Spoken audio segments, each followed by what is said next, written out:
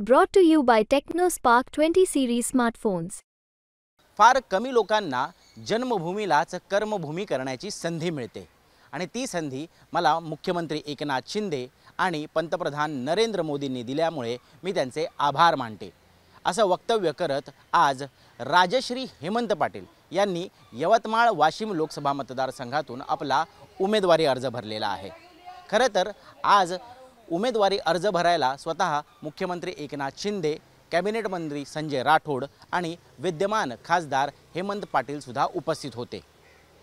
सलग 5 वेळा याच लोकसभा मतदारसंघातून निवडून येणाऱ्या भावना गवळी यांचा पत्ता कट करून राजश्री पाटील यांची निवड करण्यात आलेली आहे। अर्थात यामुळे अनेक चर्चांना उधाण सुद्धा आलेलं आहे। सर्वत्र प्रश्न विचारले जात आहेत की भावना गवळी यांना तिकीट का नाकारण्यात आलं आणि त्यांच्या जागी संजय राठोड यांच्या नावाची चर्चा असताना सुद्धा हेमंत पाटील यांच्या पत्नी राजश्री पाटील यांना ही संधी का देण्यात आली। आज या व्हिडिओ एक्सप्लेनरच्या माध्यमातून आम्ही या सगळ्या प्रश्नांची उत्तरं देण्याचा प्रयत्न करणार आहोत। नमस्कार, मी ऋत्विक भालेकर, आपण पाहत आहात मुंबई तक। भावना गवळीऐवजी दुसरा उमेदवार कोण अशी जेव्हा शोधाशोध सुरू झाली त्यावेळेस विद्यमान मंत्री संजय राठोड यांचं नाव सगळ्यात आघाडीवर होतं। याबाबत मुख्यमंत्र्यांकडून त्यांना विचारणा सुद्धा करण्यात आली। त्याचं कारणही तसंच आहे, कारण यवतमाळ वाशिम लोकसभा मतदारसंघामध्ये एकूण 21 लाख मतदान आहे, ज्याच्यापैकी जवळपास 4 लाख मतं ही बंजारा समाजाची आहेत। बंजारा समाजाचं नेतृत्व त्या जिल्ह्यांमध्ये संजय राठोड करतात आणि त्यांच्या पाठीशी बंजारा समाज हा मोठ्या संख्येनं कायमच उभा राहिलेला आहे, अगदी संकटाच्या काळात सुद्धा। दुसऱ्या क्रमांकाची मतं ही कुणबी मराठ्यांची आहेत, जवळपास 3 लाख मतं ही कुणबी आहेत आणि त्याच्या पाठोपाठ तिसऱ्या क्रमांकावरती या मतदारसंघामध्ये आदिवासी समाजाची मतं आहेत। त्यामुळे संजय राठोड यांना निवडणूक लढण्यासाठी साकडं घालण्यात आलं, मात्र त्यांनी यासाठी स्पष्ट नकार दिला। त्यांनी यापुढे कारण सांगितलं की समाजाच्या लोकांकडनं त्यांना लोकसभेमध्ये निवडणूक लढण्यासाठी मनाई केली गेलेली आहे। खरं तर त्यांनी एक समाजाची बैठक बोलवली होती।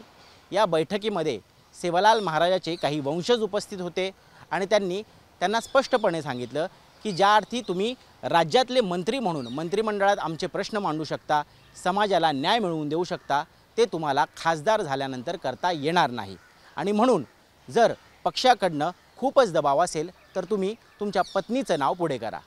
मात्र पत्नीचं नाव पुढे केलं तर पुन्हा एकदा घराणेशाहीची टीका होऊ शकते। त्यामुळे पत्नीचं नावसुद्धा या ठिकाणी मागे पडलं आणि त्यानंतर शोधाशोध झाली की आता एक महिला उमेदवार म्हणून या ठिकाणी कुणाला उमेदवारी द्यावी आणि त्यावेळेस नाव समोर आलं ते अर्थात हेमंत पाटील यांच्या पत्नी राजश्री पाटील यांचं। भावना गवळींप्रमाणेच हिंगोलीचे विद्यमान खासदार हेमंत पाटील यांचाही पत्ता कट करण्यात आला।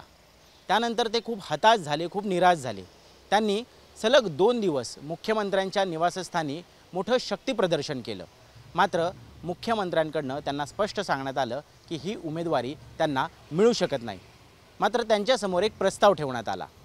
त्यांच्याऐवजी त्यांच्या पत्नी राजश्री पाटील यांना यवतमाळ वाशिम लोकसभा मतदारसंघातून उमेदवारी देऊ केली। सुरुवातीला तर याला नकार देण्यात आला, परंतु कुठलाही पर्याय उपलब्ध नसल्यामुळे अखेर हा प्रस्ताव मान्य करण्यात आला आणि अर्थात राजश्री पाटील यांनी अखेर उमेदवारी अर्ज भरला। आता राजश्री पाटील यांचा राजकीय प्रवास कसा आहे तो आपण जाणून घेऊयात। राजश्री पाटील यांनी 2009 साली शिवसेनेकडून जिल्हा परिषद लढवलेली होती, त्यावेळेस त्यांचा पराभव झाला। पुन्हा 2019 साली नांदेड दक्षिण विधानसभेतून त्यांना शिवसेनेकडून उमेदवारी मिळालेली होती, दुसऱ्यांदा त्यांचा पराभव झाला। मात्र हिंगोली, यवतमाळ, वाशिम या 3 जिल्ह्यांमध्ये अनेक वर्ष त्या प्रचारक म्हणून काम करत आहेत। त्याचबरोबर सामाजिक कार्यात सुद्धा मोठा सहभाग आहे, अनेक NGOज त्या चालवत आहेत। त्याचबरोबर गोदावरी अर्बन बँक याच्या अध्यक्षा म्हणून ते काम पाहत आहेत। सगळ्यात जमेची बाजू म्हणजे राजश्री पाटील ह्या कुणबी आहेत आणि दुसऱ्या क्रमांकाचं मतदान हे त्या मतदारसंघात कुणबी समाजाचं असल्यामुळे बंजारा समाज आणि कुणबी समाज मिळून जवळपास 7 ते 8 लाखाचं मतदान त्या घेऊ शकतात। त्याचबरोबर त्या उत्तम वक्त्यासुद्धा आहेत. त्यांची भाषणशैली खूप प्रभावी आहे आणि या सगळ्या गोष्टींमुळे भावना गवळींचा पत्ता कट केल्यानंतर एक प्रभावी महिला उमेदवार म्हणून त्यांचं नाव पुढे आलं.